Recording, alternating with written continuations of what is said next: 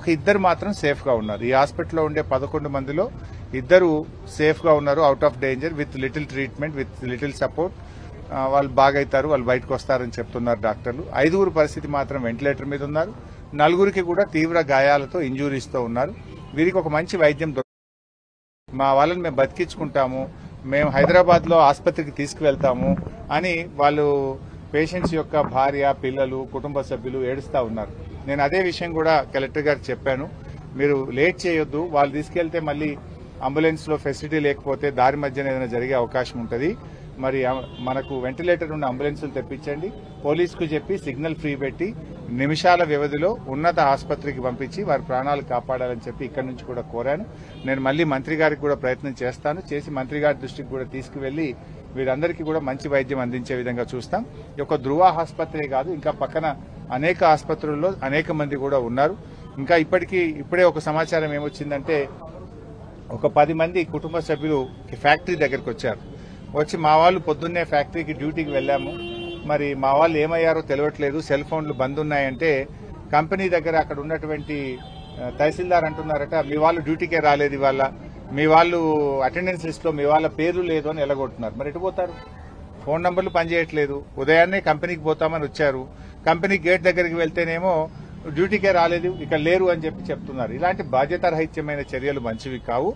బాధ్యతతో వ్యవహరించండి, వాళ్ళని ఐడెంటిఫై చేసి వారికి అవసరమైన సహాయ సహకారాలు అందించాల్సిన బాధ్యత ఇటువంటి సమయంలో ప్రభుత్వం మీద ఉంటుంది. అన్న చెప్పండి, మృతుల సంఖ్య పైన కూడా ఇప్పటివరకు ఇలాంటి క్లారిటీ రాలేదు. మీరు కూడా సంఘటన స్థలాన్ని విజిట్ చేశారు, అంటే ఒక సరే, మంది ఉన్నారంట. ఇలాంటి సమయంలో మృతుల సంఖ్య బాగా చెప్పడం ఇబ్బందిగా ఉంటుందని మేము చెప్పలేకపోతున్నాను. ఎందుకంటే మనము ఆందోళన గురి చేయొద్దనే ఒక బాధ్యతతో నేను మాట్లాడుతున్నాను. ఆ షిఫ్ట్లో 150 మంది పనిచేస్తున్నారు. 150 మందిలో 26 మంది ఆసుపత్రుల్లో ఉన్నారు, 8 మంది చనిపోయారు. అంటే 26, 8, 34, ఒక 20-30 మంది బయటకు పరిగెత్తుకొని వచ్చారంటున్నారు. ఇంకొక 50-60 మంది పరిస్థితి ఏంటి అర్థం కావడం లేదు.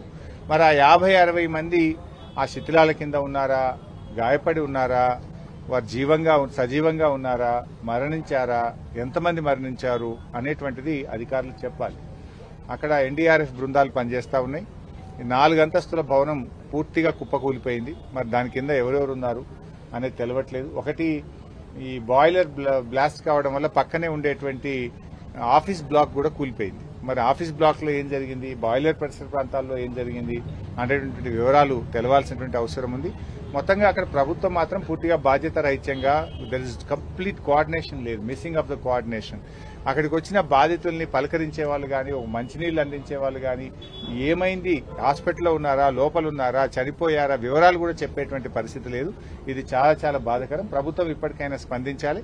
వీళ్ళందరినీ కూడా ఉన్నతమైనటువంటి ఆసుపత్రికి పంపించి మంచి వైద్యాన్ని అందించి వీళ్ళ ప్రాణాలు కాపాడాలి. ఇప్పటికీ ఆలస్యమైంది, 5 గంటలైనా కూడా there is no response from the government. ఇప్పటిదాకా ఒక మంత్రి కానీ, ఒక బాధ్యతాయుతమైన వ్యక్తి ఇక్కడికి వచ్చి వాళ్ళని చూసిన పరిస్థితి కూడా లేదు. మేము వచ్చి చూస్తే పరిస్థితి చాలా హృదయ విదారకంగా ఉంది. వాళ్ళని చూస్తూ ఉంటే అసలు కొట్టుమిట్టాడుతున్నటువంటి, చావు బతుకుల్లో కొట్టుమిట్టాడుతున్నటువంటి పరిస్థితి ఉంది.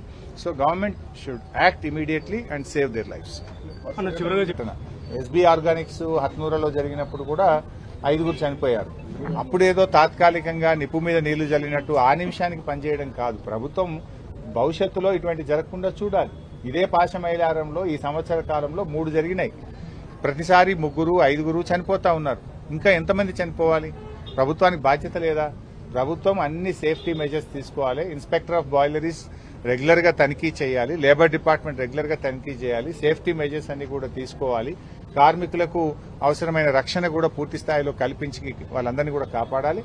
ఈ చనిపోయినటువంటి వారికి ఒక్కొక్కరికి ₹1,00,00,000 ఎక్స్గ్రేషియా ఇవ్వాలి, గాయపడ్డ వారికి 50 లక్షల ఎక్స్గ్రేషియా ఇవ్వాలి, గాయపడ్డ వారిని ఉన్నతమైనటువంటి ఆసుపత్రిలో చేర్చి పూర్తిగా ప్రభుత్వమే వైద్యం అందించాలి.